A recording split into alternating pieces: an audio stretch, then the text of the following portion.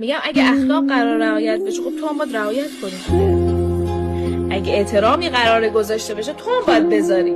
آره، نه که صرفا چون کار خوبیه من در حق همه انجام بدم. طرف داره چشم تو چشم به من بی احترامی میکنه و من لبخند بزنم. عدالت خدا کجا رفته؟ قدیمی ها بود گفتم ولش کن. حتما تو دلش یه چیزی بود اینجوری رفتار کرد، حتما تو دلش یه چیزی بود اینجوری حرف زد. تو دل همه خیلی چیزاست. چرا طرف رفتارش بر نمیگرده؟ چرا طرف حرف زدنش تغییر نمیکنه؟ خیلی چیزا اصلا تو دل منم خیلی چیزاست. چرا تغییر نمیکنم؟ ها؟ پس یاد بگیریم ارزش خودمون رو بدونیم اول از این، و اینکه کاری نکنیم که طرف با هر بی‌احترامی برگرده بگه این هر بی‌احترامی بهش می‌کنه این هست. این اینجوری نیست، اصلا ناراحت نمیشه که. ناراحت چیه؟ اتفاقا اصلا من ناراحت میشم. اصلا تو یه رفتار نامناسبی که با من داشته باشی ناراحت میشیم. ناراحت چیم؟